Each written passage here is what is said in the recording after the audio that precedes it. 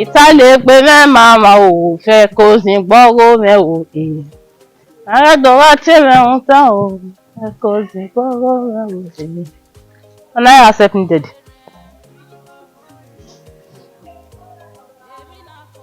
He? I'm not one why you must say now. Now one na ya mari azingo na he pass over na gbon. Hey no, accept needed. Dey wa gbe onu ga me do wa pe mi wo. Mi wo ma na gbon. Why you must say?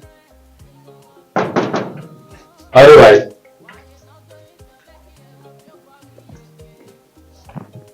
Come brother. It's all brother no one. Oye. Oye se la ladan yagu egbon. Yeah, wa mu le gbe. Ma ka ta mu le gbe mi ni yawo ladan yagu egbon.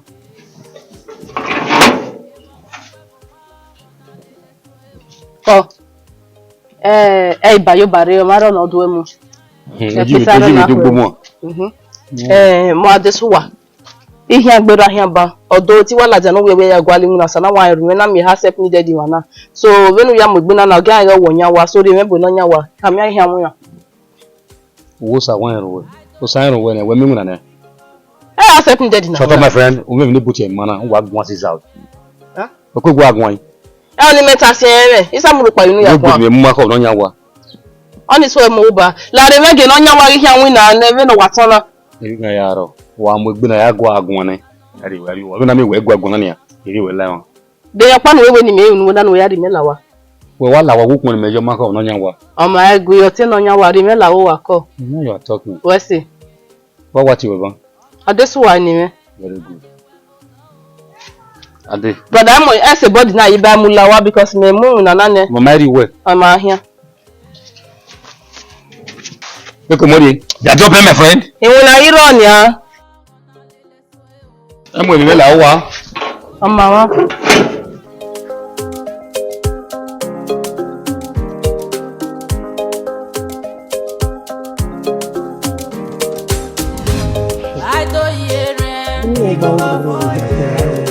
Dosa wa talk we ni aye yeah wa yes baba no wo no ni ke no hawo ni ke abi ba be we ko we be very good baba mo adesu hey shut up my friend you must be stupid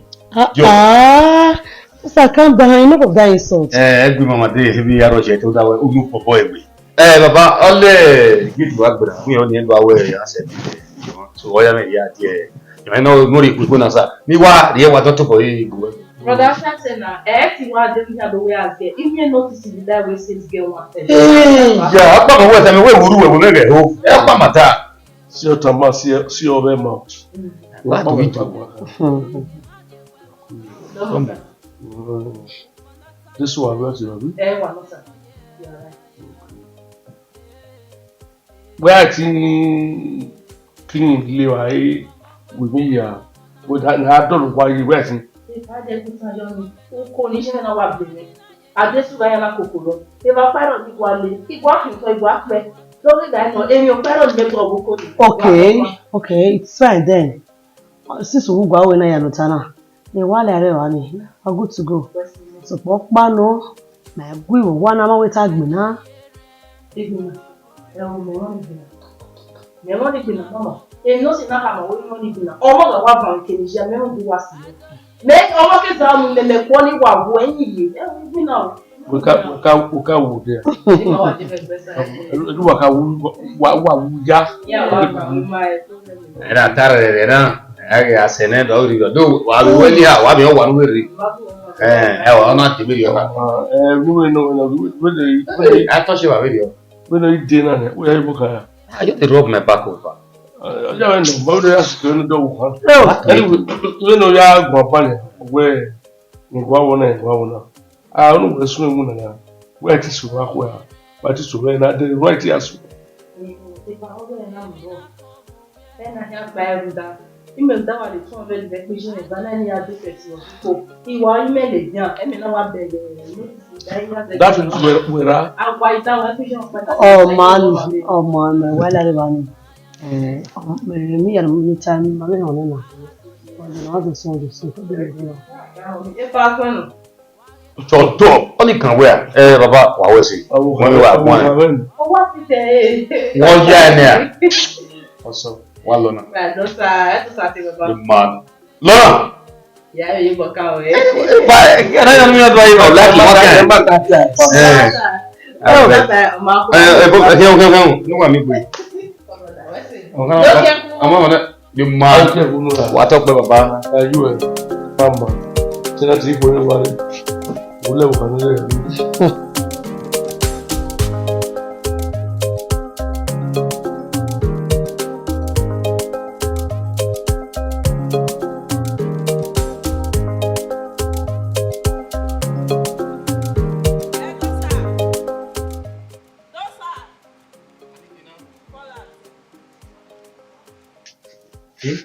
Bueno.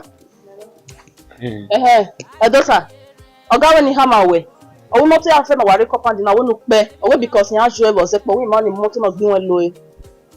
O we gumegun atu we medi me understand. Igu we gun o we kwada zenye de we man ni mo ti no gbin we ahia. Roda be no ma mu egbere age. Wọ́n mẹ́ni kan so ya onu so ape moto na ke lawa me kina hamna go so yen. Ai mene so ape wa gbe mo gba oga kere. Wa ri bucket ri yan na moto a. Edosa. Go asulo ni o ma. Edosa. Eri ati etiri o gbe mo ni meri awe awe na. We are dey no emuni weria. So, You go here no ga sadly since last year. We were ko ya kugbe na ari gbo na yari ni po na no ejele we. Una ri aje deserve. ai ne poi. Awe pe won nine. We are here now. No mama. God forbid. Be for God. We are talking no nai. We not aye. Me na gele kwenu we me o ma me ni me na kwenu we mi na o feke de agbopum na me ni na no fiere yo. Ye me se no ke go me ko ya sik me we go big man hin. E ba da se. Adia. Ade ka na me here I get ma ba we. No we get man. O ma ni gbo e. We come we. Me is organ say ama mi me oga bo we. Ni apo mo oga apuje bo wa. Le gbo mo we ngo ya na mo na me be ya o. Dosa. Idere negbe waiva wa match gbe. Awuna be tabi. They was the one. Mama, awuna tabi wa va match. Iwe we nwe, o we nwe. Wala abeg ma va match. Awo paloria. Oni wase. Epa. Emi no se ni na ku we gon de na iwe. O ka oni ya mi ona na. No po gefa. Ufo de ne ba gba radio. Emi ni awe. O he gbe mi na tan ni won tan wo ri ma le bu ma. Ofo de ro yo. Epa le won eru da mo le la bo wa na gun de po ki yo e ba Agwabo are gwe ma di fuga igwe egwe ogun epata ma wufu de no one for the worry kede mu why you dey talk like that? We did the worry this one. Man, we wa gun egun The Chris was na do. Come on driver. Then come on driver. Come on get man. I will come on driver. If we anywhere. Wo go ile ma. The talking of one year. One year we have to get now. I know okay odo. Ma so kan bo bi ate yawo. You match me. You match me. I can't go again. Yeah, we can get again. Okay, you must me, Jesus. You must me. They go. Hey, you making the water this one. Who smell it? They go. There is very example. Don't come on your teeth. I'm not come on your teeth. Yellow. What's that there? Ete oro ko ma ya ki won bo. Oga bo. Ma gure se we. Oni me. Oga tere wa san si tu a. Yellow ya je mi na gbola jan. Don't do ke ya la be bi na je mi ni gbola jan. Opo jam. Ari o do. The try me be gbe ni. Wa de ja kwa. Get us. Ya be ayo lu kumu ne ko ma be ma na. Bo se na ayo lu kumu ne. Gbe na mu gbe. Wo be ni go gbe fana.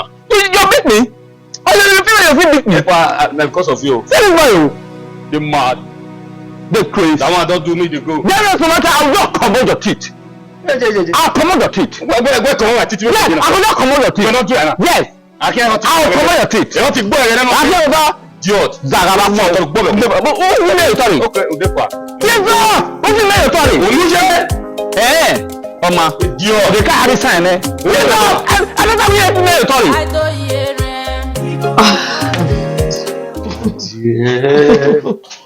I'm going to wait a moment. All right, now. Let's take care of yourself. All right, you too. Our Japa. Our kiss. Japa, you let in our peace. Fato pesa. Okay. What plan there? I'm going to in the office. I just say I can't get. Put the fucking gate. It's as I allow it. Are you mad? Well, the gate now. They don't control everything right here. The two na so that bring this one dey come out. Wetin dey worry this one? When the back hold your boy. Correct. He dey go away again get him sef. Domo sir. Okay sir. He go away again get him sef. Domo sir. They try me abi your mate. You get me. Era. Tell you the feeling pikin now. Tell you the feeling pikin dey insult me. Manchester. Drive. Will you drive? Okay, Manchester. Sir. Okay, sir. What's wrong with you? What wrong with you?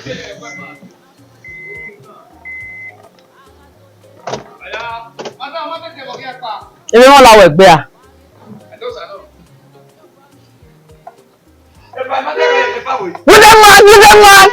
You dem mad. Daddy, what wrong with you? What's wrong with you? What's wrong with you?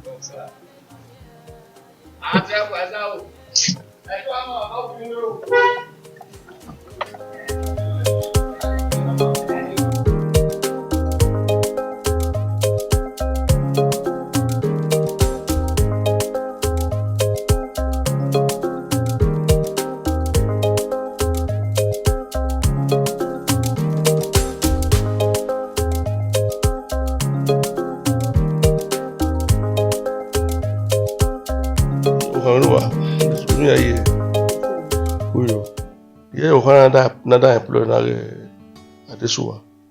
Wọ́n yẹ wẹ̀. Kàkàbọ̀ náà, wọ́n mímì máa complain. Tí wàá like ẹ̀, níwọ̀n yà like ẹ̀, ọwọ́ gbàdúrà ìbí náà wá.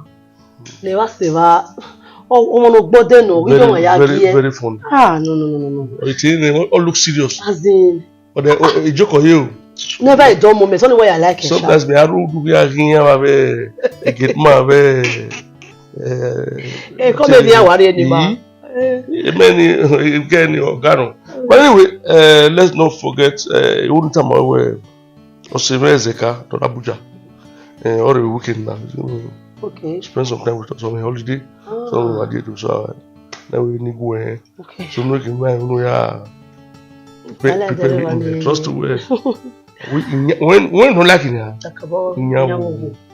nyambo na kafa gado agwa ma weta mo we yija tena tiko yo iruna nano ma tena tiko mo worry everything not one of now my expected visitor, very important personality, you know. I sure that for me, you know. Seni eba ni se kaka kanya. Ose oboma mihu no. So iyo no wala wo no wa respected mo. So oseni ahi se kaka kan. Ni e woda for me. Oboma mihu ewie. Wa se tegbe o. Iya gba hin. Mr. Ezeka. You know, you tell me one way. While he's here, no, I respect him more. Only more on the man. I mean, the character I want here, professional be. I want you guys to hide it. Yeah, if I remember, me can't very you go make it agenda. Where the worry is. You might go one brother. Where the worry is one man. Time for punishing. Why even rush him up by like? I beg madam deliver. Hey, bingo. You rush him go Madam. Mene a visitor no dey now. Una be ogbe ni ma en ma ya. Oh, mene so that 100 years. Iye kale wana mkwa. 100 years mkwa ya ro wa ya mulu fune. Oh, we are not talking the Bible. Man, God punish you. Not try. You are very stupid. Yeah. To what ho? Yeah, why we 100 years. Shut up your mouth. You don't want to take gbogbo ojegbe. We ni wona ma gba mi o ni mu wa lo biya ni. E period ni get here why are ma na. Gba e ti head ni mu wa. Mama we guy no. Mama ni agba. Abo choto. Madam deliver. Adesuwa. Ma. No ogwo no ro. Iyo nu pe ya. Ani thorough cleaning. You know here I feel one. Then you know I perceive a good smell. So I'm cleaning and freshener. make everywhere smell good, so that anybody not laugh one or persevere mama. Ama, uwa kwa giwa gboro ni. Wọ́n ní lo me here disappoint we. Et we ni pe ya no mo se. Ya bi awon yi. Wa la ro ya wa mo pifo ne. Fresh na ya mo wa ru wa na iwa do via ipa lo do ma se no ru ge Manchester keke wo do say wa via do buy. Wait the worry to. You want which kind of business for What the fuck you are? Those are don't suffer. Mama. Lawo o pe amo de na do kunu na de kokede we bono afian ifa na me kire me ari o le. Wọ́n mere o bobo kin àwọn no ye no ira afian ifa. Shut up your mouth. What are you doing now? Oh, ma di. What can we keke no keje ni we respected wa. Even me wa ma gba ni wa bi ole. Mama ni no die. Let's get 0. Oh, we dey. O le 070. Me do am go to le gi bi. Gani tama we. Jory stay here. Ni one of my money. A pocket Madam, Dory is still here. Madam, they may go to the meeting. Huh? You may wrong. You will know what man. What was dollar? Don't suffer.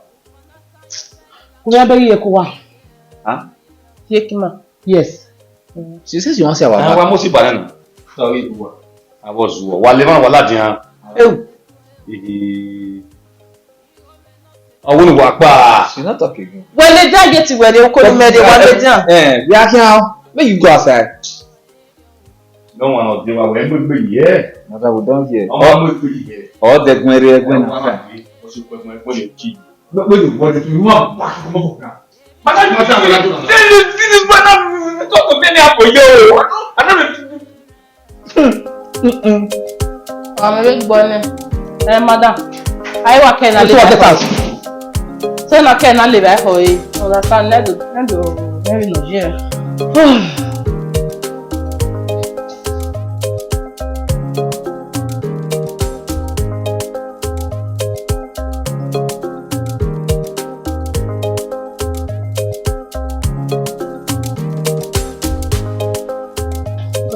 Madam Koyo. Yo. That's where era. Yo, era. Oh shit. Uma calling. You take calling number just that you nobody ma connect. Maybe network, you know. What will you like about? So my be no help best okay. How we pay here okay. That means yet in the hall. I wanted to see him for a brief talk. Oh, mommy never rock my dad for me wa. Who went to turn me to me? Yeah, Brother Gabriel. Okay, go. Yeah. Go yeah. Mommy, go meet at him okay, mommy. We have wine, mommy choppy, mommy whiskey, brandy. What one you that for we go. What me tell you about you are very friendly and hospitable. Yeah. But so fortunately, me and everyone I just need me here so I guess I take my leave. No, me and everyone are not supposed to be relaxed because they even want to watch the back. You know, I'm kind of bored. You know, I keep me comfortable. Okay.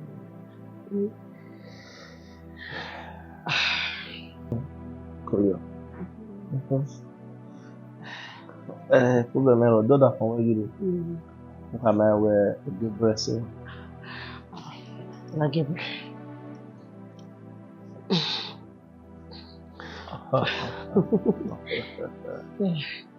I'm trying it somehow. Like, do I stay back, keep me company, you know? Oh boy, when I hear you know, Jaro, you know, a government all the time, so okay. And the women, no matter can you, one of them, we are doing it.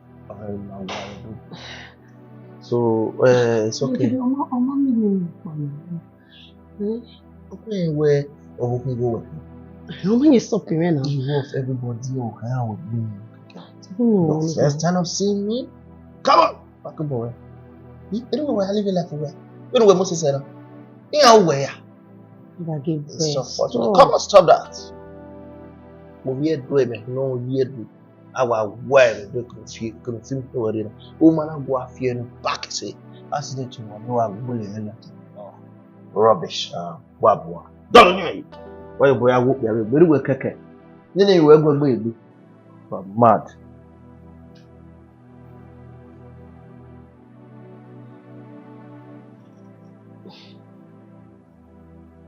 Well, Lord, I'm give myself. When you want me must say, what is all you back at having of me, I'm going to my mom.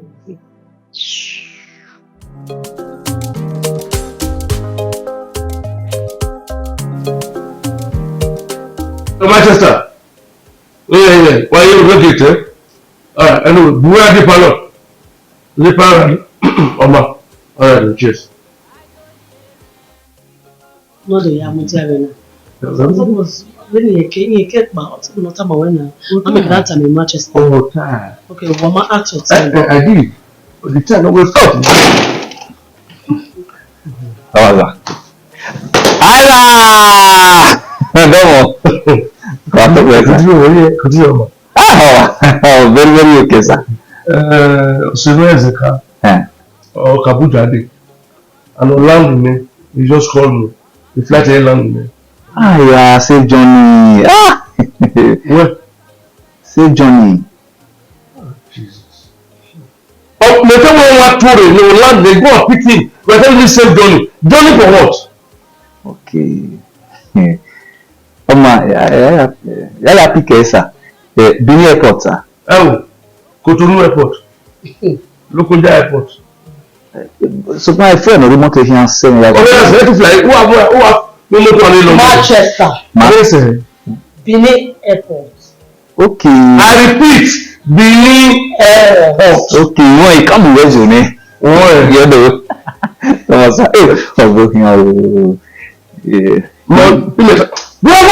Okay, sir. Allah! Manchester,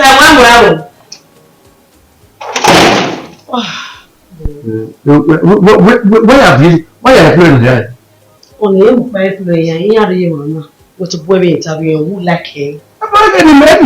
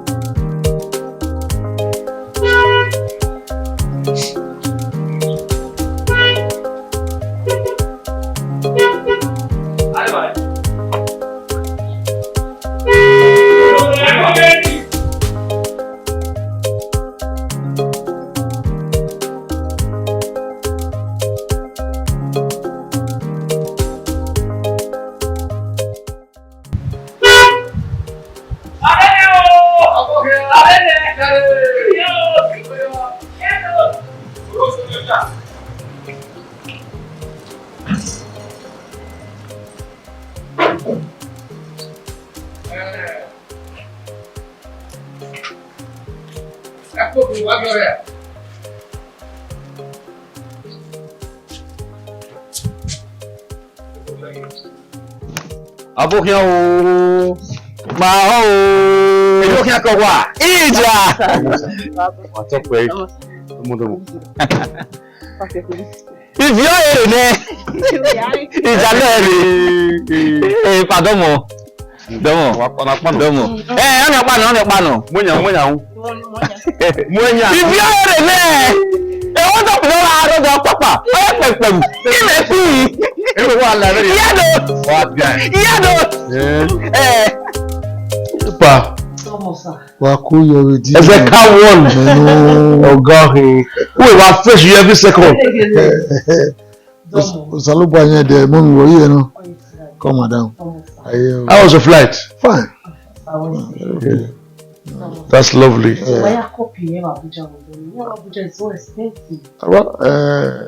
Amarine. Arene, akúwẹ́ kékeré. Orí bí mo fọ́ àgbà mẹ́wàá. Ìyá àkọ́ àrùn náà bàkọ̀. Ọ̀ìfòrò lẹ́ẹ̀mọ̀ náà. Ẹgbẹ́ ewu. Ìtàmọ̀tà ọ̀rọ̀ yẹn náà wẹ̀ sáyẹ̀nsì màmí àti sẹ́ni màmá mi àti vacation. Ọmọ àti one of these days. Marry. Okay, at least 2 to 3 weeks. Away 2 to 3 2 to 3 weeks. Wara Abuja. But money in the area, 2 to 3 weeks. What's up? My working, huh? Yeah, I can't. Daddy. Daddy said to me. Why you? No, that's nice one. Okay. Hey, why? I know, Menola. I know your secret. You never know when. Yes, only we know where. That's the best food. Okay, my dear. Go. Okay then. I'm my word. We'll see.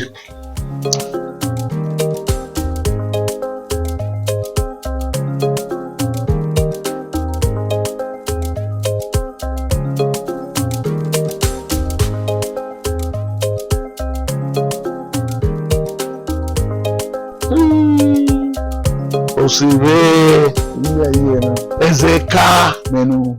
Ezeka Menu. Naeya Menu. Kote my dear.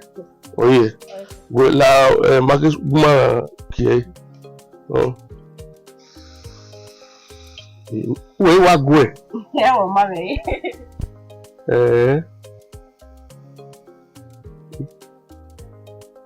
Oh. I'm mama weta mo abi. What's your hair? Big boy. Oh. We will not. Come right here. What tell me? Mr. Wu. Even surprising me. Say what? Oh, woman. Mama, you na care. Anyone. Abo wa ya get that woman get as deal. Me mara we wo be la we boga we me. Ejo haya mu erupo ni. No. If I don't go there. I know they go anywhere. She's flexible. I'm not you are bringing my reputation so low. Actually, when time on only right. I'm sit down there. I won't go to go. We got to say very low. All the attention to the only a mede. Me we pagaste ma gbo. Saro me pe ale room e. O wa we na ye kwere. Agbo ma we pa we say. Say ke we. But we wa we ball wa kan na wo kan. Me no I na wo da kan. Na me adege yi ba do ma no. E mo na be le we bono di raro. Ama we na be we Nigeria no hegu. Or in say we daddy I don't have time. I want to do my business. O so amore ya si wa anywhere abiomo ye we bo na oni ye me. Aviomojo wa emeyi wemudia owe no kikini or what finish investing in man all of me do pa mo report court we can am maybe once in 3 years e pa sanyo no varu me wa no ma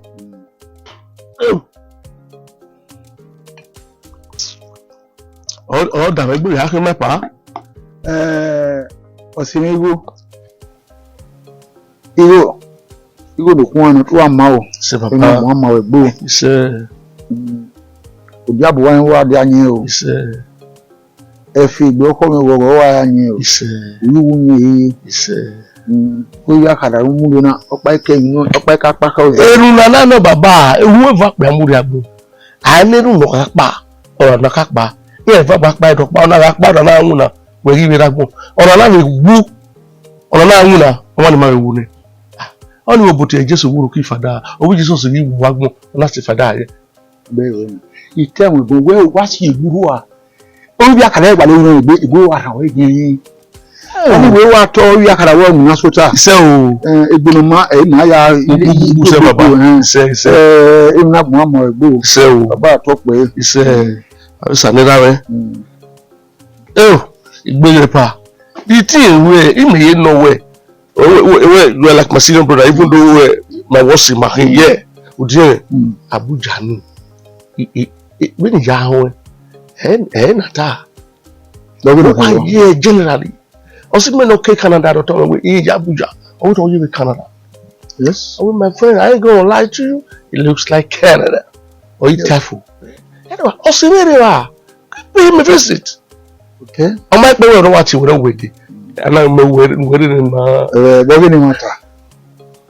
when you think things of business, Abuja is too perfect. Really, business. No. I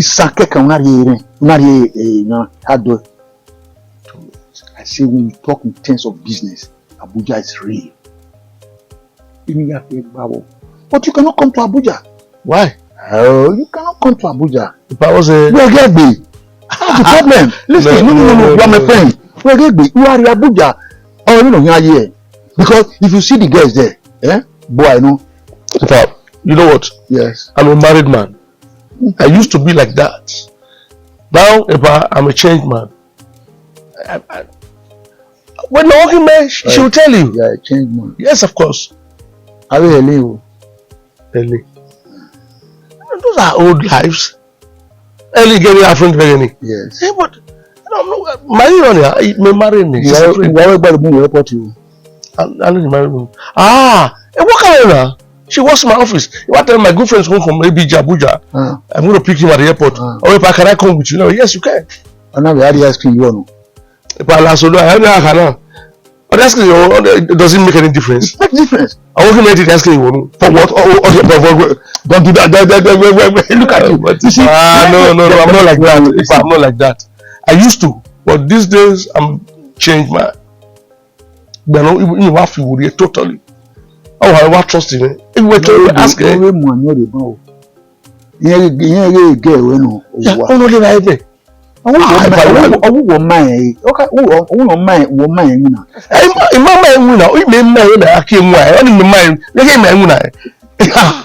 Capital here, Virginia. My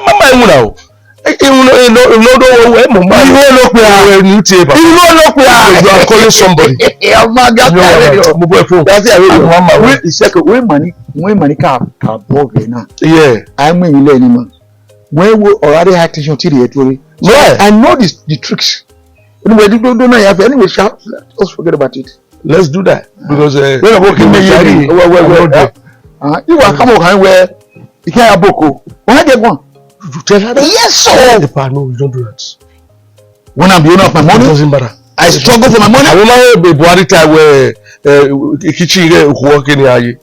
They will tell you at a move. We don't care any who carry a move away. I'm gonna call him manual. Since where you go, and you are pretending you will get your legal there. Oh, you made me go here at Boko. Oh, okay, yes, darling. I'll free way to butter. Bye. Butter power. I just hope when you change to be like me someday.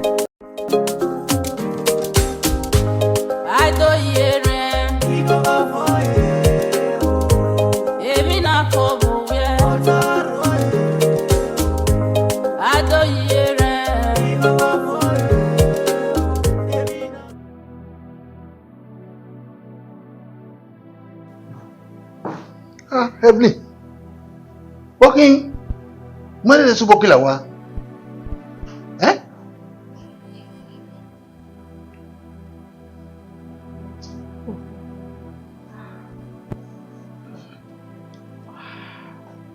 It's a car.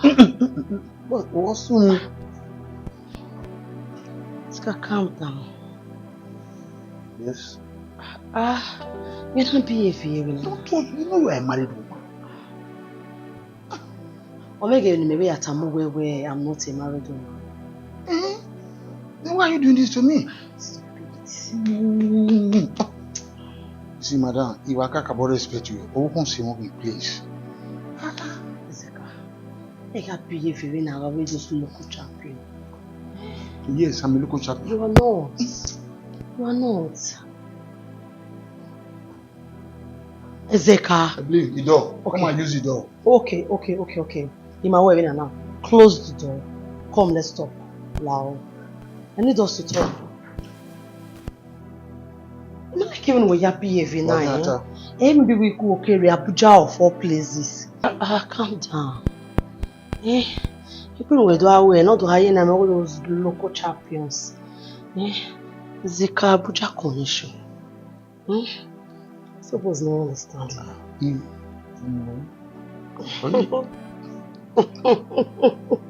Calm down.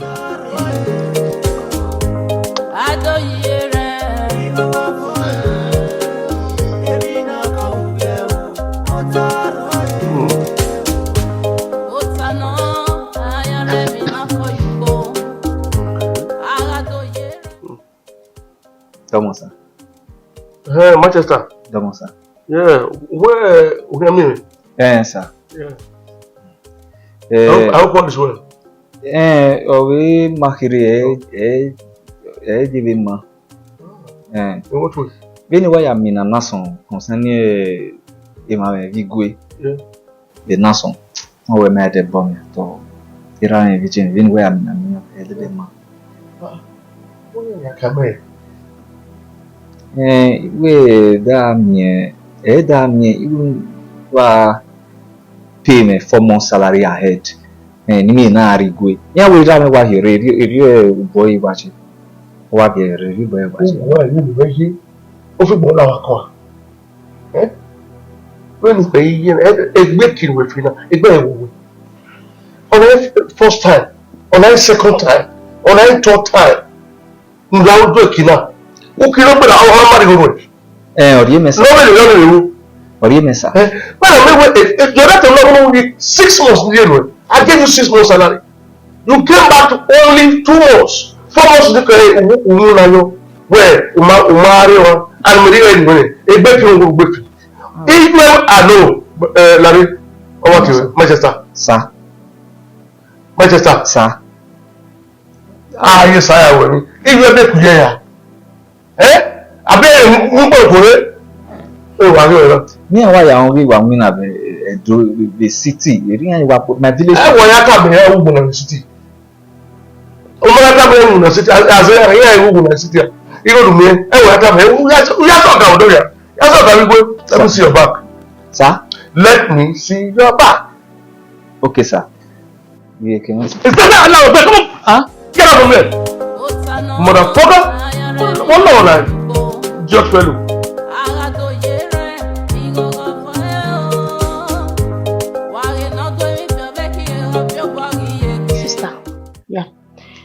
Now work will on or tap money and no way.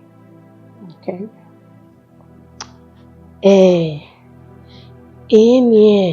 Umanu wave brother as a kawa. Waje. Onda veni yami waiva. Umaje mejeje. Na do a market woge. Yek your way. Dead me no. And in mina sunu a brother wa. Huh? Muda. No, my friend, will you shut up your mouth? Ma. What have we nonsense say? Nonsense. Okay, me we done me na kola wana. Veni yami waiva yeme. Only oze na we don't know where. Nu yere kini makede. Itowa. Ma. Why no man? If you know what is good for you, mind your business. A business is mighty now. Mind your business. Even if you want to go more, and never say that.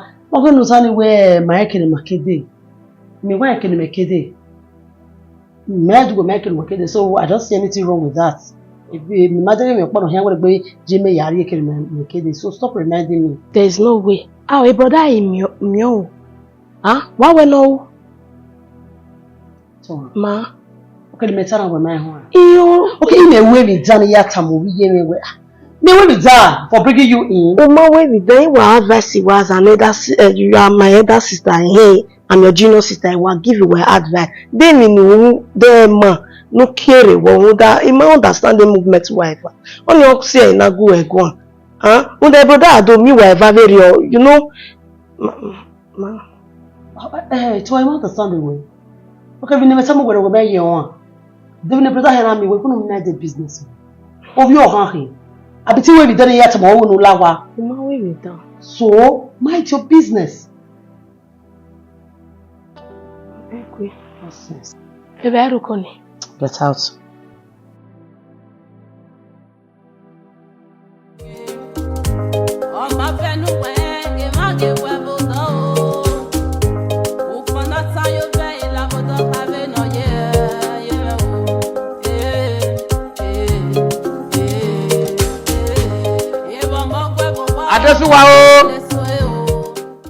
Desuwa o boy. This why we go why. Wa mi ba gbonu goji na yi. The man. Ere ate ni o ma Desuwa o boy. Edosa o boy boy. Wa ti me ba. E pe go ari oro no won. Bete ti an le lo egbin na. Wa gun anyhow. Won. Madam weruwa. Madam maruwa. Oh, madam okpa na lele. The pen with here as well as can make kuna na liwe no edere. Do agbani yana. Pe apare ban film machine yen mo we pe tikere ye ki machine. Wa woni mu pon na no mu ni madam we. Delivery mama activita. Na mo me wonu wayo school amajo, mo po lega school. Wayo do ya le ba na wa wa. Ma me ga de bombo mu ju we mu lawa. School wayo ni. Abi go na take gbebe weti na. Megwa ati accept needed. Wegwa ati wogbon. E madam we to be ogbo wogbon. Di we ya nguna na ne. Say, mo le ba noga. Azuwa. Same to you. Ozu atu. Ogun ogbo e. Mugu. Matana. O wa bi na fi egi won be. Agwa bo a. Di o twelo. Got out. La gege le ba ni o.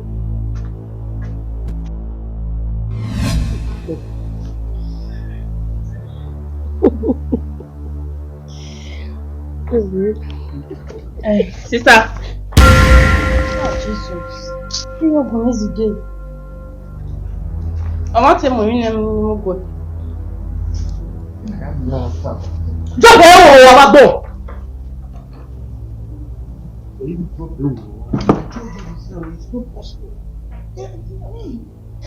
Mother Salvina Yahina.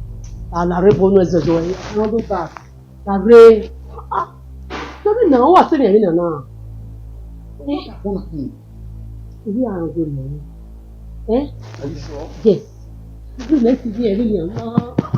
You know, I don't want disgrace. Tell me disgrace. Even I don't learn me rock now. You know what I mean? I told you that we're Emma. You learn me to eat. You go. Now, this is going to go.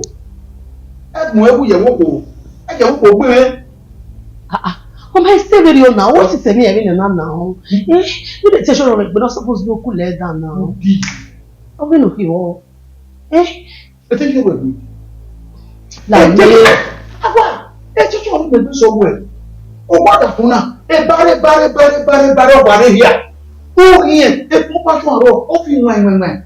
What? You are coming to the wood. Don't tell me that. Don't tell me that. It must not tell me why because there's nobody that will believe where okay, you know, me man if at all where teacher lad ya. Teacher work mama you where. So, kima when I now. Listen, we no so one has them. Why you no? Here teacher where you work and when you but you marry you way, then I will free me. My friend, stop that. Look how so don't hear any external now. You be like him messing no one you are a devil. Okay, the cow, it is for prank, eh? Okay, the cow, just walk on the one cow. Okay, give my moon donne ya for, but the hour na jena now, love. So what's the name now? Why, no, why, he says, why, boy, I shall. Anyway, yeah. So, everyone already. You love me to this thing, I'm not you. Only I'm my way. Tell me you've not been enjoying it. But what am I working here, enjoy all this way? Oh, I can't wait to think if you go. So, come and tell this. What is it away there? What do you do? What I always see here? You say to the man, river. To kill me? You might come here, you have it. Go for big batting. Go for big batting. Go for big batting. What for who?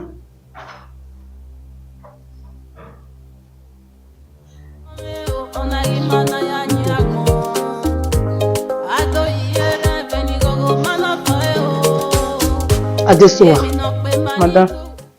Adesuwa. Madam. Adesuwa nígbà tí ẹ wẹ̀. Ngba ba fe kan na. I don't do why. Nígbà bá tí ẹ wẹ̀. Ngba ba won ma. Ko tún ní ẹ̀họ̀. Ó ní ọ̀sùn kó mọ̀ bẹ̀ta àwọ̀ ẹ máa rú.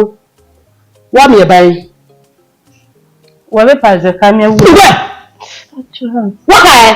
Ìwú wọ́n bẹ́ pàṣẹ ká lọ. Wọ́n náà fi bàjẹ́. Ní wàhálà. Okay, olùbẹ̀rẹ̀ àbí? Ma. The problem is ever. Since we want bẹ̀rẹ̀ now, ẹ̀yin bẹ̀rẹ̀ náà, ìgbà àwọn oyinú anybody. Or maybe wọ́n yẹ gbìmù náà, ọ̀kan wẹ̀ ni. Ọ̀kan wẹ̀ ni gbìmù náà wẹ̀ ni. Mama, ìwọ̀n náà mọ̀ náà fẹ́ ṣan láwọ̀. Wàhálà rẹ̀ wà ní. Sísọ́rí ìlú pẹ̀lú ewu ọgbà. and you are ready to tell everybody. Abi? What time will you now? Yeah, you will lose your job. Not only the job, you lose your life as well. Tibata, or Debe, Ratunu, Irunu, he promised you. Go to tell why no man will pretend as if woman being rockback. Go to tell. And the moment he pretending now, he begging me when you don't have my begging me. Since you beg, you be ready to lose your life. Oh, he left me. Oh, yes, he losing life in me. You said he losing life in me. But you beg me.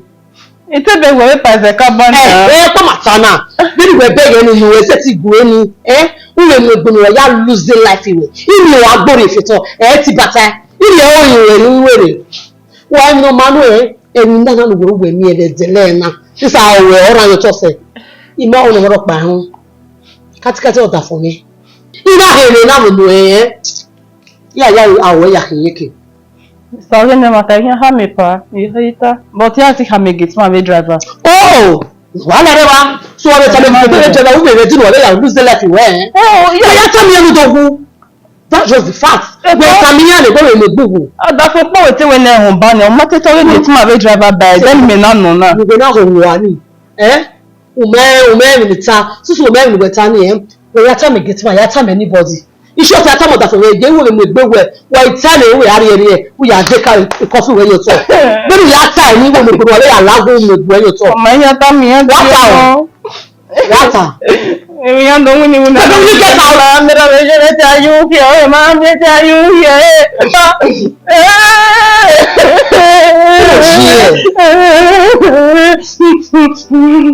You can't get us do what, but me we made the banner. It's rubbish. That's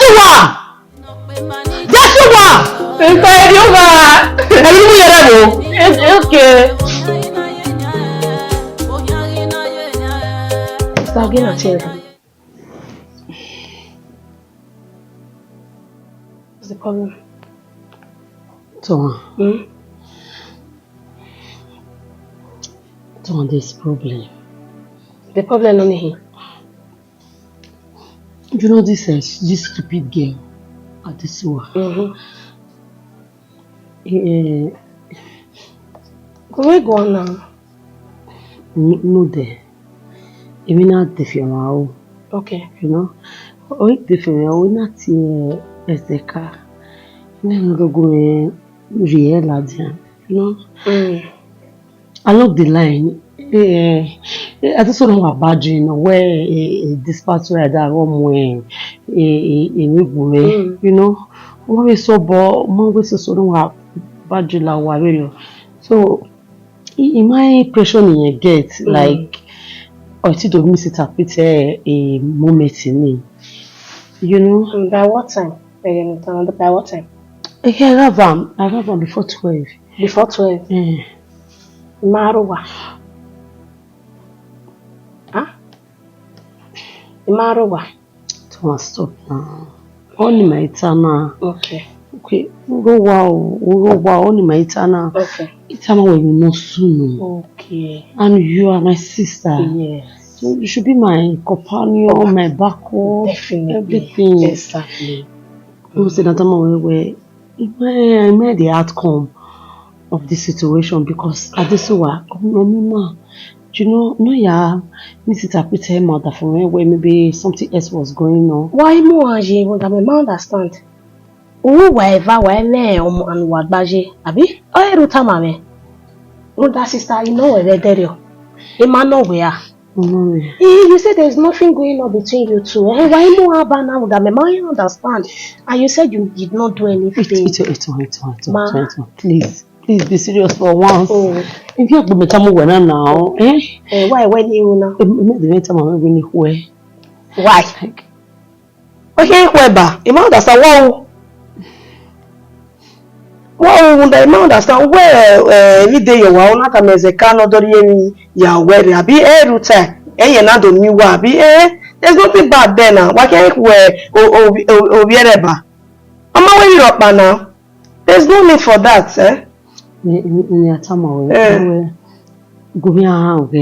like you know matter guard being a bodyguard. No, not really. Like, Okay. I watch it each time. No, I marry what that for me.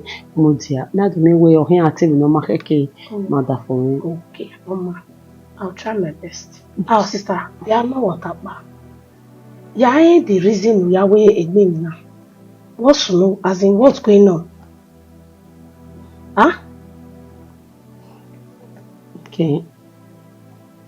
So, Ma. we never tell you what the time away. Of the for me, the family water, like, the phone is nothing on bed. I said to him, rock by my bed. The reason I'm here where I want to get satisfaction from somewhere else. So where else? There you not choose else, you. Huh? Somewhere else. Sit now. No, sister, bad character ni na man na. Why? What do I come well? You would have remained single now instead of doing all this. I know one na hina where my. Maka kinata ma we na. Even my meeting. I'm telling not doing the well. I'm like it's not. I'm a proper now. Okay, are you telling me where you are no longer on my side? Work when again? I'm on your side, yeah, but you have less where my cat am already of 1 million where there's nothing between you two. Okay. No. Okay. Give my eyes. Because I cannot be there every time. Yeah, what the for here? No.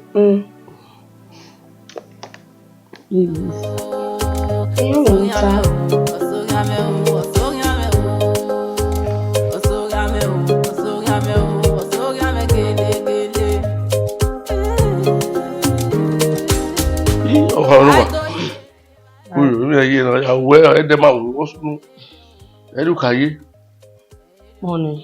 Yeah. This one. Imagine there one and then my fire. Listen. If imagine this is this one in my fire, imagine the reason in your fire. What do I more fire? There must be a cogent reasons. No, alright, be all disrespect to where. There's nothing as such, it's difficult. You know yourself. Okay, wait, tell me now, okay, where you have on fire? Is that what you're saying? I'm not going to do that. Yet if I because on my way anything, on my way anything, on my way Manchester anything, on my way get my anything. No wahala. Yeah. We're worried now. So since we now we fire this one now, we can choose between this one. We may. Yes. Why you like a marriage way? Okay, call Saka this one, but you need a marriage way like you don't care. What you say?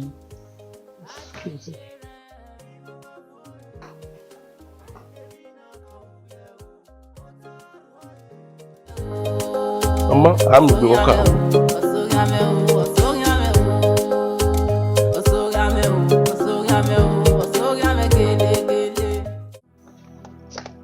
What's me? Yakba.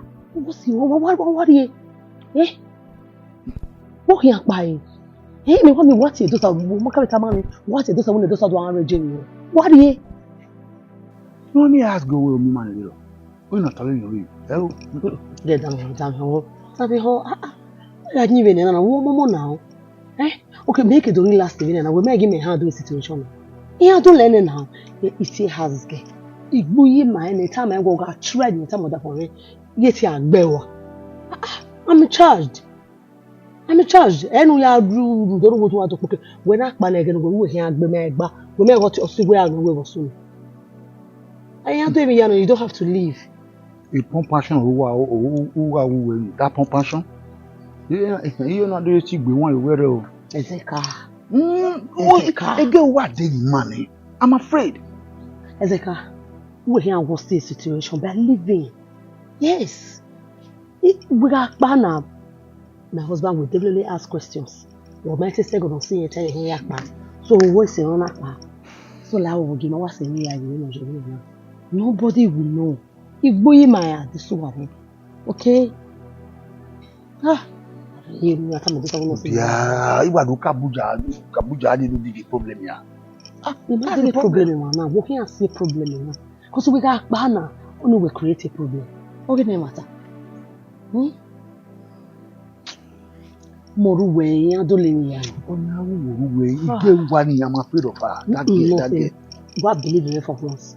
You would have my line, okay? I don't know. Only know where them see me. Okay, we try back by radio. Did they take up everything we've had? I will be on. The girl one of your man, man.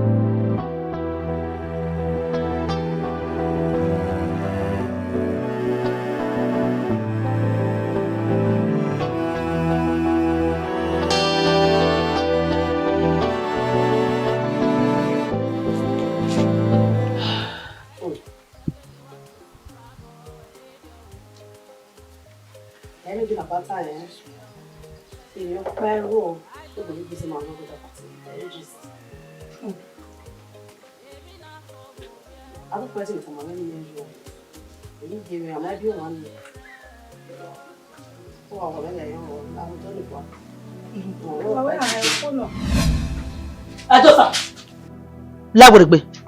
Ò láre mo gbé you tún ọba. Imane gbẹ̀gbẹ̀ no we dosa. Dosa ogo to we me hibo wa na. What stage we gbo ogun lega wa? If I win turn around, the company shake. E pa no wa lega wa. Dosa. Mo wi aso e. Buso ogbo.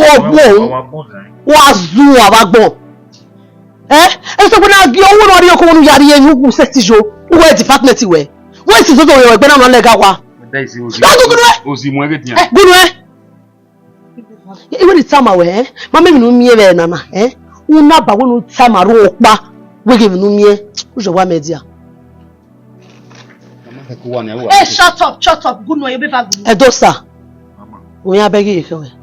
By the way, don't no more forgive when we are baby madam we. Ozuwa, omeme. Get out. Won work pelu. La bonare. Lágbèrègbè. Na ma fi do wa. Wa ho wa gbon. Ofo ṣàwọ sono. Okay, David. La. Go boy. You work here. No one no you work. Yeah, we agbu e. We agbu Dosa. Wo so me be na very stupid boy. Ige lega wa. Boy now you ball in there. Ni e mere mana ona ba lega o ni awe do same no sunu mana.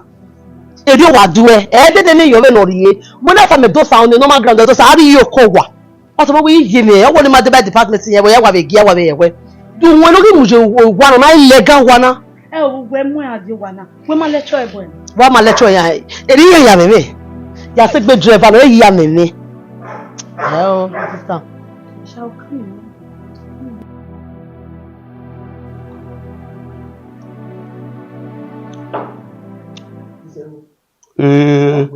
Ezeka donga. Emeno. Gabe no kudo. I attended 3 different meetings today. I'm very, very tired. They beginning worry. We worry. Honey. Yes, my dear. Don't worry about that. Okay, go when it's so stressful and what is you stress. In what way? Mark Bagonare. Ili wela wa. Iyari massage. I mean good massage. Hanya mono maya kapa. Okay, at the end, happy end. It's yawe. Women yaka. Ogahu.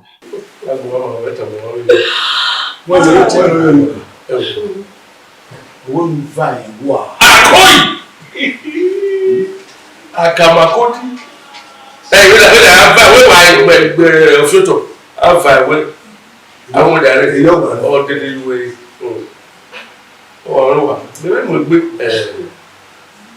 since we tell we have but they look back. The half way one need there at least 2 to 3 days. They got relax. Okay. All women. All that come along with fire walk. We had that in I'm not calling. You know, I don't know that everybody. What do you need someone? I won't put everybody. Yeah, we not say, yeah, those are. You know, fire. Fire? Yes. As you got into the home. You are knowing, leave it to see what my will tell you. One of them, imagine me, man, now, imagine over now. Imagine me, dear, he am serious. Telling you, I'm serious. That's strange. You must say, oh, but oh no, yes, you cannot just call us, yeah. Fire. Wait. Whoa. Anyway, my friend, when we are very, very close, much only one. What we matter? You Timi asi makere ali ni ba we yo. Wa je o wa ju mi afi. Ase do pa na we o mi so we di mai ni ewe. Sila. And this what to do. Yeah, the mortar ban on where it's my like eh. When me be wan na ni ma wo na ni we do so you wa. So you remember was the next year na we happen. You get come on with the agba. It's gotten to that. Yes. The question of who were your way we read the way you have. I was thinking about who? This what? Yeah. When we even that way we are very close. If you are worried or between both parties, as a I would say of go company. I will not go wire worry to one of it. Very dirty girl like that. Why go who one here?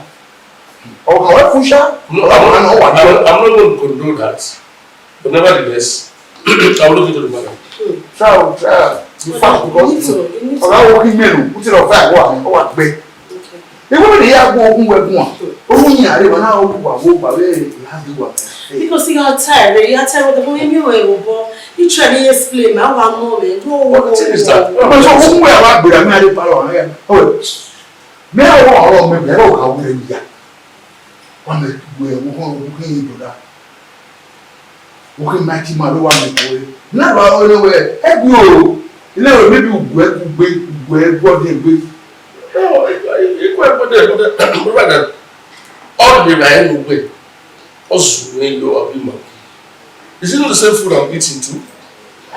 You know, these children become desperate. Yes. But I think you went back because already maybe or there in the school nearly reporting in my way.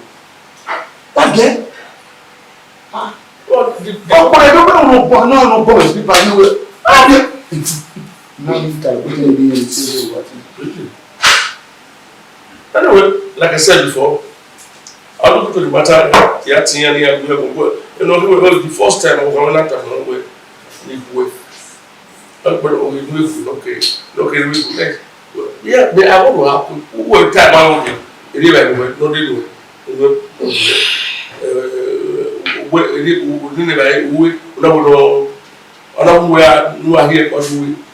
those ones, they are cogent enough. I will be able to ask them what I did. No, not me for that. Not me. We have no power when you do your own man. No. If you want to take action. We are not that way. We are not for that. What's that? We will come again. No, I'm about to say. No. I don't want to ask. No. I will look into it. I mean, domestic sales or the talking baby, man, I give you. Very careful. Okay. Oh, you want I. Oh, make tracy good. That's why all that mark, madam. You go to that's but I don't know that getting there. I don't know. So they like no here. Me na what way here. How call him madam, but we are going on smile. You know okay, we know how we take away as a father. Otherwise, because I don't deal with your way of no Muslim. Sorry, but anyway, like I said, I'm not going to tell him to right now. I'll look to why ha? You know you want you right, Papa. When you don't go work, or you in Nana, or might take it serious.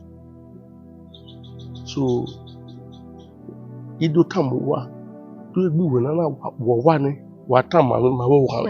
Abi? So, do I want to away? Eh? Yiri, I tell me now, or don't tell me to a different one.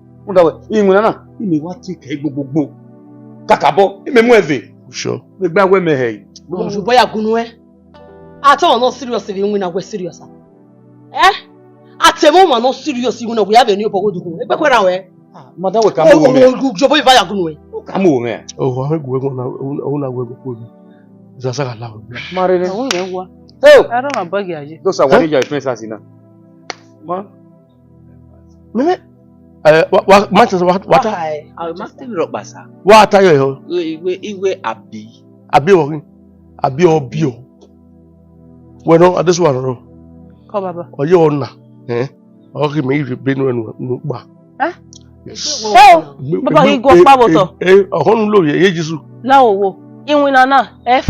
Why told me that? If I'm going to play. Eh, where you so my a salary in where are you? A salary case when I was a delicate. Okay, Lao will allow. In a Kennedy. In a Kennedy, so I say now what you can call it. Change your she's only wearing this. I do argue my way around Lima. Mommy. Only the way I will look whistle. What your father way? You be back away. Amen. You will let her. Huh? We are with Namuri of Woodrow. Eh? A pago wagon. What may we want? No, you're talking. Walking out with that. Yeah, it's an arena now. They go in at the super no time. My woman.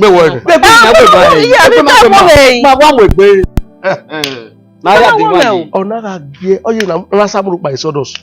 What gear? Mamma Buna. If I were me, one, Mamma Bay, Mamma Bay, I be with Mamma Imwebo. Why, Pago?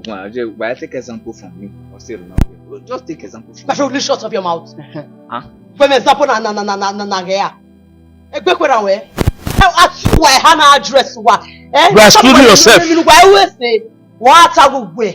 I'm not going to the copy. Very stupid. Yeah, wow. Stop it, Manchester.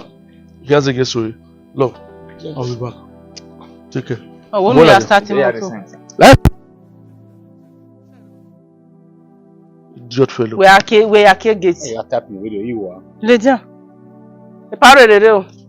Damos. Alright. Take care.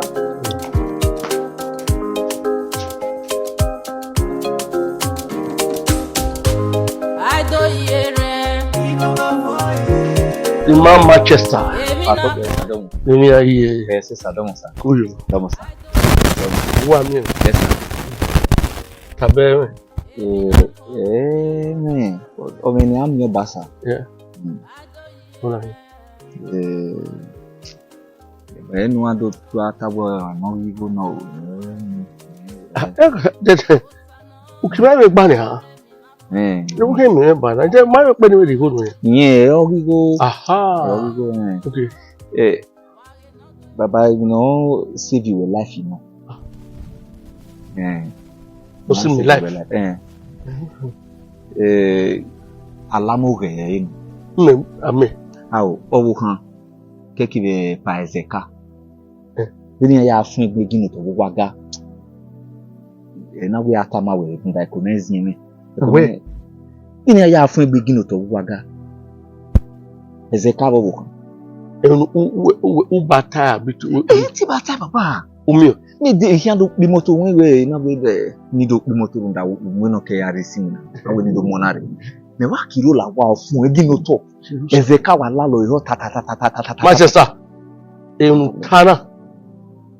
Ina gwalu to toy. Ona ga uwe. the same minute, the same second, you're out of this house. Baba, okay, tama when. What's the man only tell you over on the mouth ever when kaya how we on? Oma umanaja meji. Wa when we to say CCTV camera the over. Oh, so do I. The man is a CCTV camera. You how? Man, Baba. Oh, Nala una gba oko to that. So far no guy want to. Huh? Oh, Omagba, we are going to be soon. Yes, sir. Me here in the CCTV camera.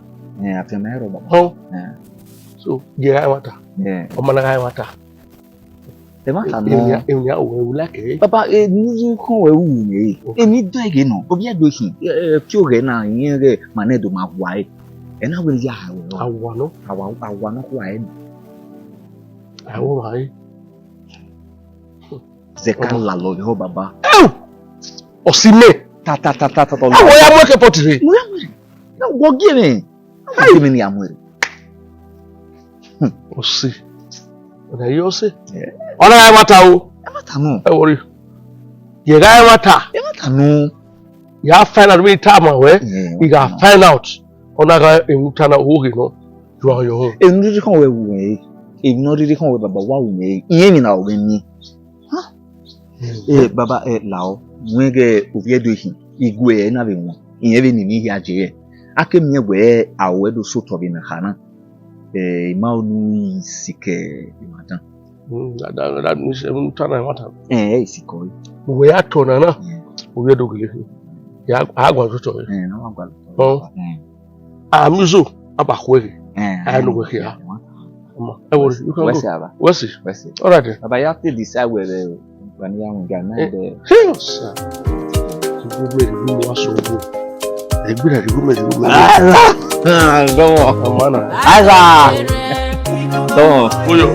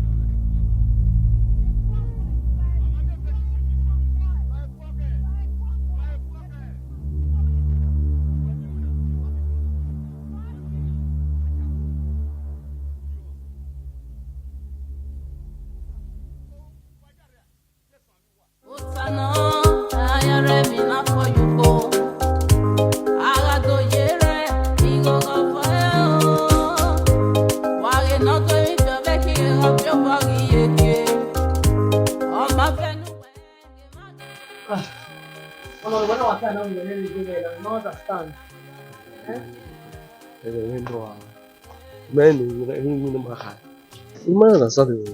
That's why me here so now. Me is moving now. Booking.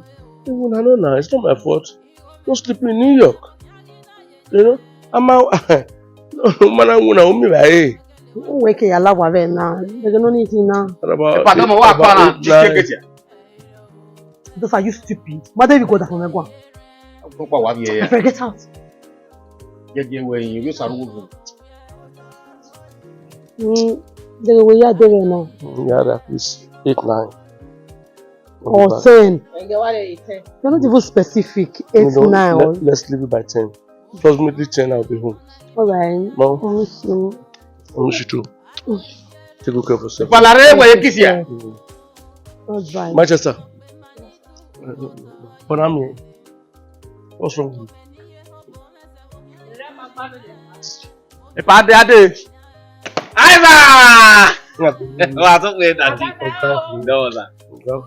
This one. Take care of your house. Mommy.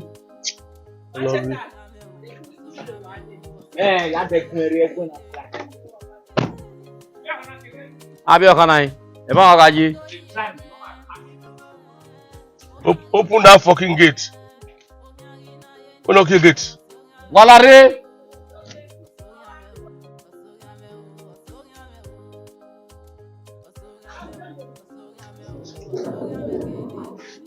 Ade.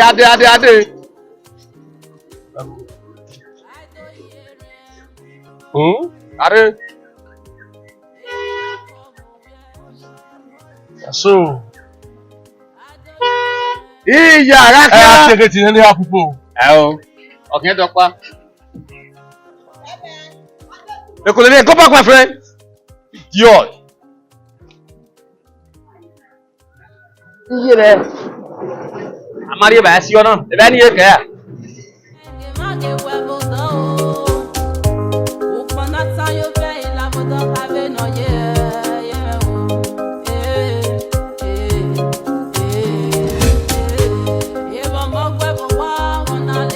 Manchester.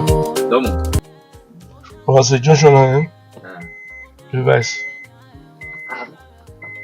Let's go back home. If by random time I went.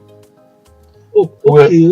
Oh, how many can reverse now you are. Yeah, that's the office event, but we're worried. Let's go back home. I have a branch office in Nebama. Let's give it a shot. The car can. Monster. We're born here now. Well, I'm so back where behind the work here. No? So let's go. I'm working there. About kisses. You don't mean it. Oh, kiss. Or you will allow madam. Madam, no one here. Nobody. Nobody. No one here. Jerusalem. What balloon? Yeah, no. Don't mean it. Oh, lalo, big me. Oh, what careful. If I may worry, I know what video. We are so why, yes. Be on you. Okay, sir. Be on, just give a sign to the gate man. No care who. That means make back it back here. What back it by? At my well, so never name no so. Because we be on, I am not going to do. Okay, we know probably a room away. Get in. Yes. May one go sit to her room. Get in. So what by me abi adesu wa ya mi ne hija awon ni ya ni ta adesu wa ta ma na wa won ni ta sela e madam ma ya gi me take yan kai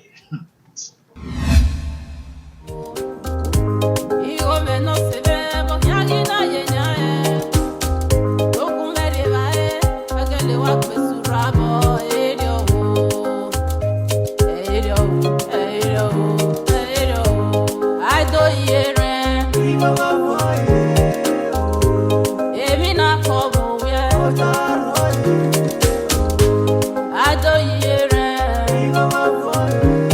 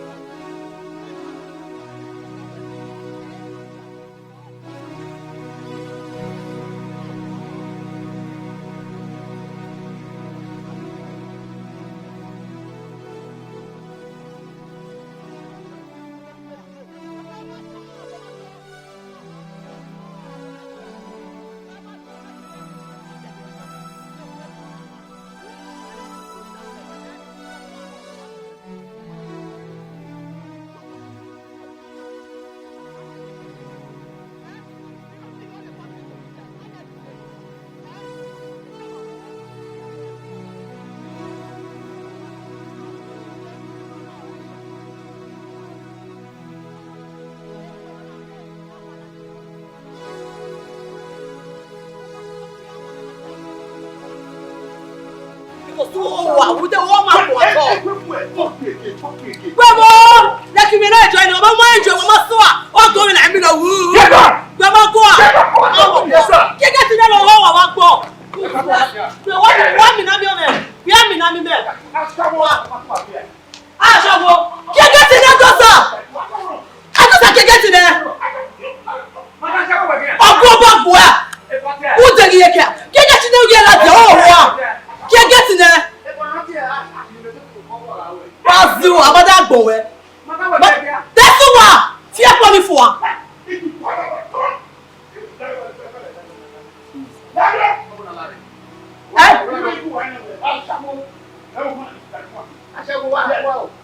Noël, mais ya chago e Noël. Non, Noël ni ya ta. Non, tu ya ta du we. Do sa ko pa tu. Pour moi. Comment ça fait? Viens quoi de fois? Comment ça fait quoi de fois? Viens quoi de fois? Stupide. Comment ça? Attends.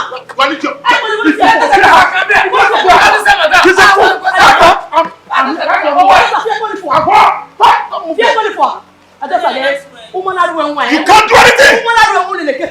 I'm going to you can't expose you. Yes. If you touch that man, I won't touch you. She's a fool. I said you're a fool. But I said that you will expose yourself. Hey, that's one. Fuck me again. Fuck me again. Fuck me again. Fuck me again. Fuck me again. Fuck me again. Fuck me again. You're a fool.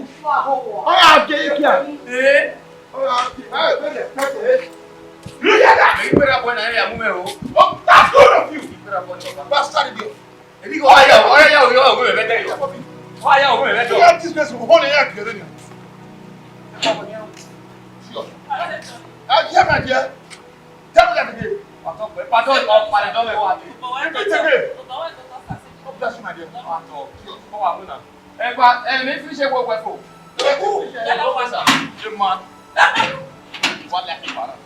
Mama, you don't win. Why you said that? They want out with it. I'm not going to say you were there. Why you got to go away and say you were there? You get Montana was a cigar. Oh, yeah, you said that. I took you over. I don't know what you're doing. While I'm in my cool. Wait, what I do? I don't say I just show. So, madam, I shall one.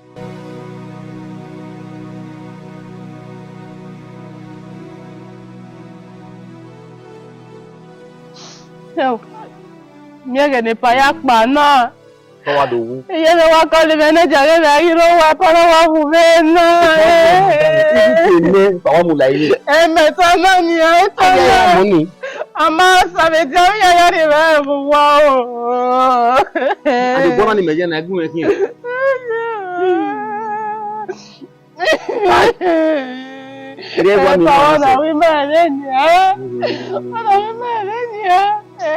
Ọ̀nà ẹ̀ náà ajé fèjà o. Ìfọ̀lá mọ́ṣúárì.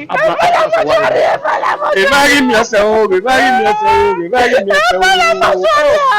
Ìbáyé mi ẹsẹ̀ o, ìbáyé mi ẹsẹ̀ o, ìbáyé mi ẹsẹ̀ o. Ìfọ̀wá parẹ́ yọ. Ìfọ̀wá parẹ́ yọ. Ìfọ̀wá parẹ́ yọ pápá.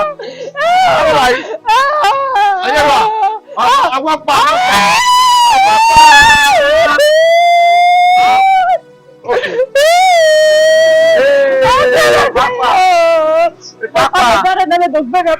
Ade, wàjà mú ikú ẹ̀rẹ̀. Ìfọ̀lá mọ́ṣúárì o, ọ̀pọ̀.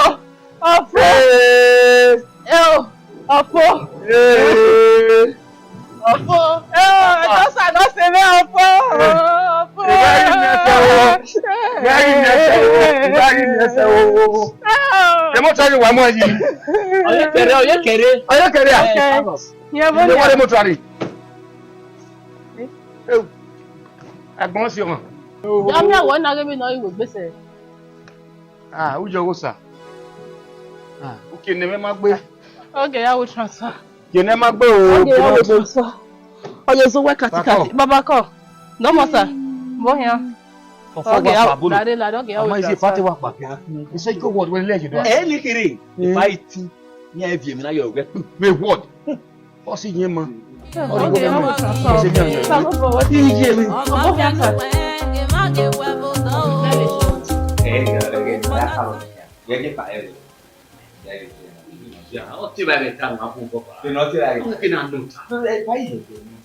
Oh, they don't like it. Wait. Come on, you just even know. I didn't mind that. If I can go, I don't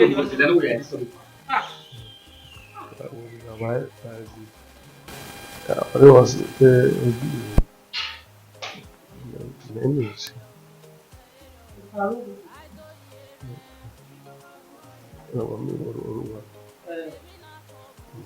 What you have here? You go watch it.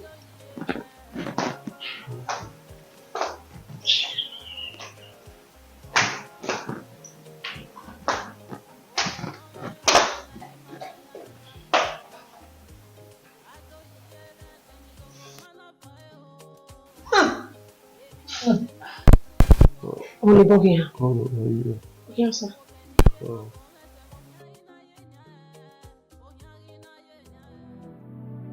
Oh no, ọmọ ẹ bẹ̀rẹ̀ ń lè sùn náà. Wọ́n lè sùn náà láwùjọ jábọ̀ rẹ̀. Ìṣòro owó ìmọ̀nà ìyá mẹ́ta lọ. Ń bẹ̀wọ̀ náà ìṣòro hardware hard wọ nínú ìṣòro. Ìṣòro ikú tó borí rẹ̀ kó wò tọ̀ rí. Ọmọ ìwà náà gbọ́ ìṣòro wọ nínú ìṣòro.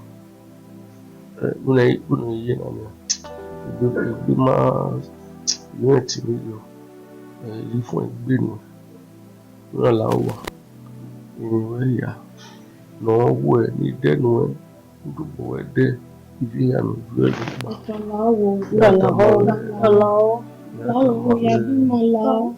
Yàbí Màdínlọ́rì kàwé wúwo. Where you be to go? My boy, you have a boy. Only love,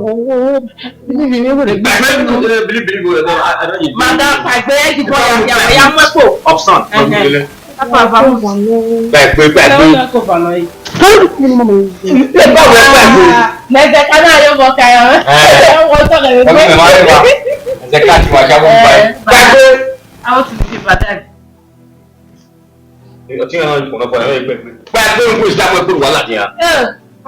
Fue ìgbé ni. Ọ̀hìnlẹ̀. Ọtún àgọ́ ọmọ. Ìfọ̀ yẹn. Wọ́n kú jẹ báyìí náà bàbá mú rèé. Ìfọ̀ yẹn wíkẹ̀. Mọ̀ ya dé bẹ́ẹ̀ ọgbọ́n ọ̀gbọ̀dọ̀ mọ́. Wá tẹ́ àkùkù dọ́. Wá náà tọ́ ni. Mi gbọ́ rẹ̀ ẹ fà dọ́mọ̀ sá. Yẹ́n máa bí kùn lélùú rẹ̀.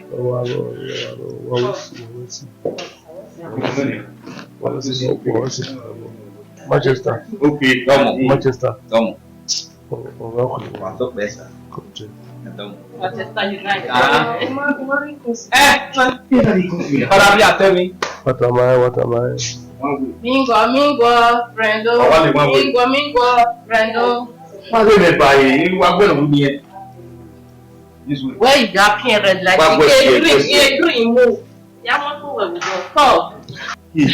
Wọ́n máa ṣe sìgá, ìdò wa ìwé àtàwọn owó ọ̀hún. Ẹ̀wọ́ ẹ̀dẹ̀ ni mú yẹn bẹ́ẹ̀ lè ta ẹ̀jẹ̀ ká gbé bẹ́ẹ̀ ní àti òbodò ní àyùn ń wẹ̀wẹ̀ fún ọ. Ọtí mẹ́gà hóhó, ọwọ́ ìgbà kan ọ̀dọ́ tó sì yà fẹ́ wọn. Fáwáyé. Lórí yóò rà. Àkàwé. Àkàyọ̀. Ẹ̀dọ́ sà.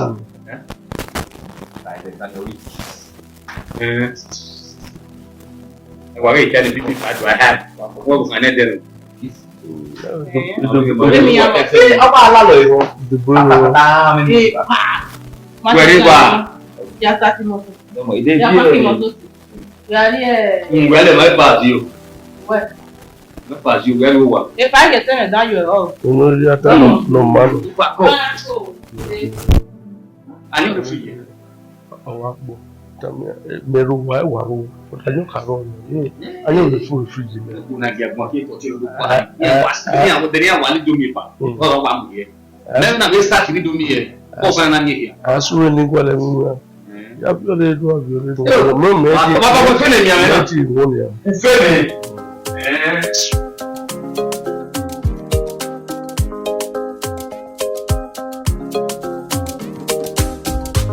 Aidohieren. Èmi náà kọ́ bò wẹ́. Ọ̀dọ̀ ti Mount Gabriel. Dabi. Abe ponsa. Aye o. E madam we o. Na emi siniare. Madam. Woman we I made to say. I don't understand. When wo wa ewe bolo. Oh, you know we bo wa ya hi o we no we are how you do. Isai we. E wo wo. Unda no garo wa ni.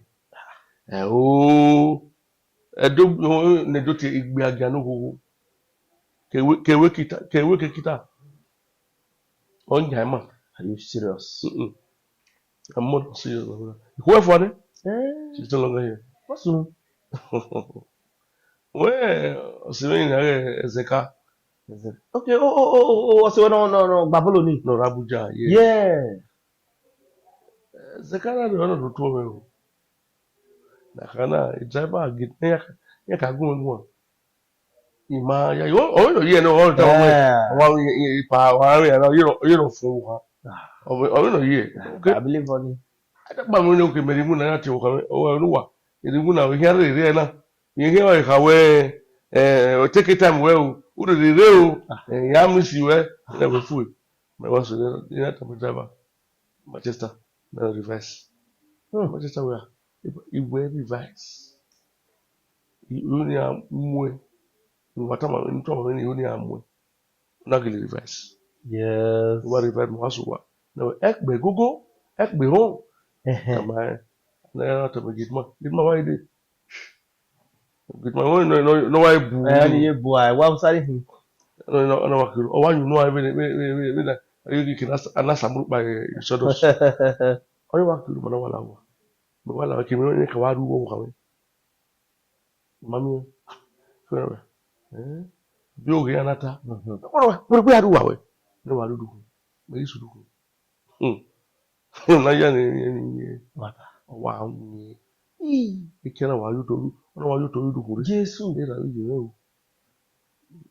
we bedi me ina vi so ona ewurugbo ti ebo wa ga de o wa de ebengwo ka ni ebengwo ka ina we ni wa gbe re na ekeni we ni denu e o nu to bo de o we fi o awalele ya kan ya no lo ka we umeme ayi wa do mu edo we ina wa ko o wa ko si sawesi we no be mata because we go no we awe setting you do so awu when awe you so we o hawe ni o maga o no ke we ya yin because awe no mata mo na ja yisha ada meri o wa we mana no kwa mi la soke na yo wa we na do gwa we business my we aka for is a call o me you know can you business the rush you do me we wa so unfortunately me say ma ina do ba e woman we watu wamesesa wewe yaeka tini na we no sisi wasemero wa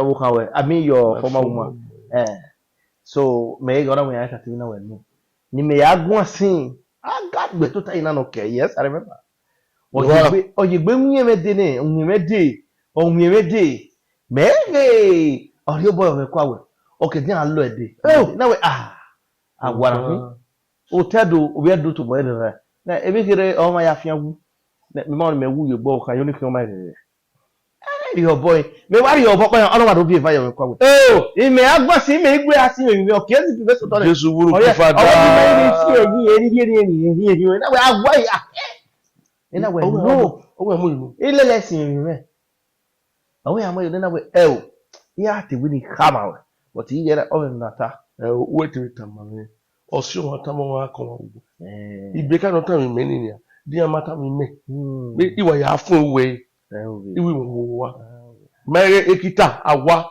emu iwa awa be ma wa awa na ade ka o shiri ije me odun we kun ori we me ya ekitolia wa ni ekitolia omu we newe o ne we egbo ni e wa no mo sa we ya lo devia ile ya de so Nigeria me won ku ni iwaro no mare ise olu ga wanyo na gogo bata obase na gogo yi no pupu Washiri. Iyo kuoda ma wa. Ema. Iyo mukebe ni mana ma wo kwa gbono.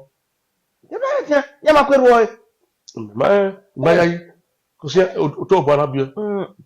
Ya ma ru o si ye gbe we ni ma na ru o ni na tete fo ma fe o wa do logo logo. O wa ya. O wa tele so fi. Lo ya we na ru ya o mi na kiri. O ke gba o gba sami. Emine me hona ni me yena. Ogbogbo nu. We owo kin me. E wa takile wa. Epa, ime gogo we ya bege. Roda geni na hamu weni we fire ime. Ihe ti a ori mo yaka do kama we. Epa, edeni me do veze ka keke wo kun ebuga. Emi na tamari on pa se ime na hama we. Jerusalem. Epa, atato wo hana wa resili. Gbegbe. Atato bo wa re windo. O we okay, o ma ru we frame bedi. O hana ga so we wa be. Me na ti we na no we. Na we adesuwa. Wo sunu wo wana. No we ni me mai. O we ro pa sunu. Wa tegun a. No tie nene okuwa we ati e. Ito ati e. No ti o ya la. Gbogbo aro e ba enu le. Ogin. Una o ma mi ro pa. Una pa. E wo iguana. Wo design na me we ru ho ya resili e. Na re POP e wo ita na. Me ke time ma me o fi meji. E no se ni na we. No se mana kama we. Okay, ga wa bu ni. Manchester we be we. Wa do kama ki pa go bu kan fi we yo awu kan ya. Iye ti na. To lo hun track ni. O ga pa mi wo me wo ga bi ni me ta so wa ta mo wo kan. Bẹ́ẹ̀ pa egu ya yin. Epa. O do wo kan do o sabo ji re. O mu yo pa ni. Epa, o kan we no se pesi su ji gbe. Cause yes ga gbe. Iya be nya pa no kwa lo re si ke me na wa si. Yo we la je no kan pa. O le ko la ne wo profit. Obi ase sika. Wa call we. O do we. You up bring it na me switch. Switch dey no. Jerusalem. About to it. Ẹ̀yàn ni kú ẹ̀ ẹ̀dẹ̀ ẹ̀yàn ni tẹ̀ gbére èmi èmi mi ẹja ni ọtí tẹ̀ gbére tó ṣe sìgá iná wọ̀ ya. Nọ sí èrè náà gbẹ́ bá gbọ́n. Move. Alele. Ìlú ẹ̀ bọ́mẹ́dẹ̀ yẹn. Ẹ o arètí na tana ní Manchester òkùgbà kù. Ẹ sì à. Wọ́n bá tí mi wọ́n tàn mí ipa ìlú sùúrù. Iná tàn wọ́n náà wẹ̀ èrú náà nù tàn ẹ̀ má tàn nù à. Owó ìnú rí ọ̀há òkè ní kọ́mọ ní ìwẹ̀ yìí. Ya yawo ji. Ipa we understand. Abokun we onye to ti e dandan we. Iye na ho unu orun eva. Ina kan we yin se siga. Awu mi na yin ni obo yo to. O sa lo ba we si. O be ta mo we be de. E pa do ha ma me. O se no ma na gun we gun. O wi ga wata. O we ti yan ku ehun na pa e kan. O we ti yan ge mare nya do gbe won. E na ko di unu we ya ma do yun sefa. Threatening. O understand. Awu yin kun ri mu na. Me do ge me ba we me yen gbe do agbale mu na. Òun na mai de kan ma wa ye body. Ita be ba wusi siga. Gbe na mi ni awe. Opa le. Afa nunu a. O tu etu ne pa. Ki no wo be. O ko ma gije. O. Ke na re. Ai ime wa go. Manchester. O ko. Ta be bi ge be ni mi ara ti no. Gama ya he. Gaba wese. Yedo. Wo geleta wo yedo. Yedo. Ore yeso. Baba. Wo o ki gba re. Ni mi no geleta. Ade abu e. Aha, ori wa ka ge yele. Ta se re. Yo wa. Wa mi so gba ko e. Anu wo ki awo. Utani. Asu ni gwale mu ya. Wa ke se di post wa baba na ya gbele yo. O se sa.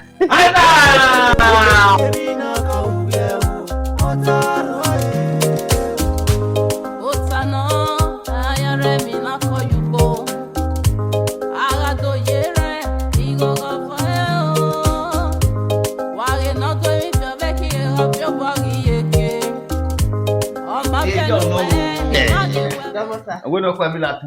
O ba ya yi. Oriakpa. Agwa no ball. Any three papa. Don't you say what you do give me? The paga so le so de. Ah, okay, Ezeka. Oh, do be on. Ezeka re ko. Sa every o wari o. O wa da me. I agree nípa ne de. No wa do straight to. So to Ezeka. Wa kan. Oh, Jeffrey no I went to settled. Evelyn. If I go, Ezeka wo ha dey. Yeah, definitely. So why you say me have been that for nothing? Just like that. The party was soft you. Ezeka na nwo okun we yan na agbe. Mo fe Ezeka na de gbedu aro. Yes, because Ezeka. Wana gboma ya. Pastor. Who said you say? Evelyn kawe ne. O se we na ti Gabriel ti Gabi. Oka to no mo yara dia. E no ina igbegbe. Uwana. Ewo, ekele yin. Mede no so wa ki geti ni na la wa na enyo. Ofo. Oni ta we abwa we do ehin. Awa bi oni. Oni yin re ti meta yin mewe opo ni. You know we me o be ma jaji. Anyway, agbera ba ni. Ipa ohun ma o ma ya wa gbo e. E ku e ti pe wo. As awa agbera ori gbe ni. Epa. Epa. Mi kwa ni megi oni metana wala o. Wa te ba me ri bude ni oga. When na mege Ezekania, ogun ya ri ku owe. Styling na o ma yi omo do pe pe lori an. Yen ya owo yin we. Ma, o se no ma na ri ku da bi ami ha me ma ya wo ege de tu yin we ma. E to do ku owe le. En wala o de Facebook no e di wa ti e. E pa la we. Na be go lo pa no wa ya. Ko le ta ti we mu fi wa. Wo po wa le le we bed. Mo hara. Wo mo wa kasa. Awa gi mako. Kuta we gbe no fe kere. Eri na wa ya ro. Iwa won ko. Pa le ko mori. Me no ro ba bi. Ro ba bi. Yeah. That's why we didn't know who you are. Yeah, I did not know the game. You understand? I don't think they can get the screen here. I did. Me wa ko ni yeah. Only actually sit down look. Ni wa ni e fa ni. God punish you. She lives in the city of Toronto in Canada. The city Toronto, Canada. Under my way body. Yes, definitely. Awo Toronto Canada. She lives in Toronto. Oh, Ipa. We're in Nigeria. Where ke wa ya we no Toronto Canada mo cha mai. 2 weeks time I'll be flying to Toronto. For that school ka gbe ire wo do kiri abi. We so do I America way. Epa wo. Ipa we ni Toronto na. Ewu na phone. Ewu na mafo. Fatima. How could I pay man? Okay. Are you lying? Medical. Okay. Lie when you also kai. Lie when you back kai. Who was it? Ni mana ba ma me na e. Ni mana na ma me ni e. Epa, you gbe me ni we. We yan pa na ni. Yan mo wa pa ni. Yan mo ko pa ni ba. Imoto we ni baba, ni ba wa we na. Ko de ka tu ga we ni. Video back party wa no decide we. Okay, Olakpuni. We Olakpuni. Ya wa mu mi wa we ko do agbe iwo wa. We mo wa. Wo ga bata budo. Wo ga ni That's what we ga e. It's grade by grade. Me your grade nena. When we pa le mo gi second. From your room to my room. Thank you sir. Zaza. Tota bewe. Idiot. Nwenu get agbe Manchester. Ni me good Manchester. Manchester come over. Hello. Shut up your mouth. Ba wo cho top. Wait. Okay, my heart your top. Wait. Okay. The fact is that when you are banner, I'm taking you guys as my own. Tell me the game. Debbie waja. Debbie. Naya Sanu Wani. On the 30th or 31st, I'll move you back to on the 25th. Oh, what's it? I feel body my baby 30. And I pay maybe 1 naira a month. Nothing okay. 3 naira. It's 500 naira. They go you too. For 5 go. Come back with. Why?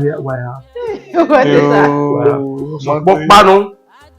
Why come why you one okay. Oh, Ya ne pa ko. Wow, eru wa gbina. I wa ke ma. This one why you watch this one every year. Yeah, ba wa gbe sin. 100 pa we me here what? Wo pa. Ye ti ya ti yan ke. Okay. Epa, where they were and when Ojidugbo mu. Mama we marry one. Where they were was in here. Epa ni no, man, I'm not saying you know what if you are here. Yeah, most oluku gba flat. Ba o moto. Pa moto pa. E ma we portro di ba ni parking la we boji. No re wa no oluku. E portro di oluku wa wa zuo. Well, I remember to keep on you. Ibo ni be here. Moto free. E se mo ga ta o sa de o we be amola. O pa kan e ya se anu wa. Oya je birthday. E ga ni do afin di we. Where? Edosa. You can't feel boy you are better now hamana with that big man. If I come. Why give me here? Imano. Why na moto? Me dey to we go come kinu. Wow. Whatever me am we me go drive. Oh, anything no kusa ni moto wa na Manchester. Epa we wa mo me gboto ke. E ma mo we gboto we fi moto wa. Ejo, epa. Mo ta gbe di me ya we moto na fi. Gbod ma. Automatic car. Yo no kage wiki pa. On te keke o te di romeni ya je kimi stock wa. Ne vai wa. Wo ta se kini lo. Ai fi ba e guri e. Kaka bo. Wo ta se kini lo. E ba e gbe ni na ko kwa. Ukiha. Eya. Wo ya dele kuzi iha. But you know say the back and la. Epa, why is it to uki won uti fo. Anyway, what's the argument here gbegbe? Wa to. Yero! Kaya bi ayo ada. Yero! Denu ga won boy. Mama ni kin re godago men. Denu awon pa. Mo le ku je ru se pe a. Ya, abi me ko be fija. De ferusi ge. O ni anything no ikugu. Jore ya. This day ba. Good afternoon for this afternoon. Tu bi e fun e ba e.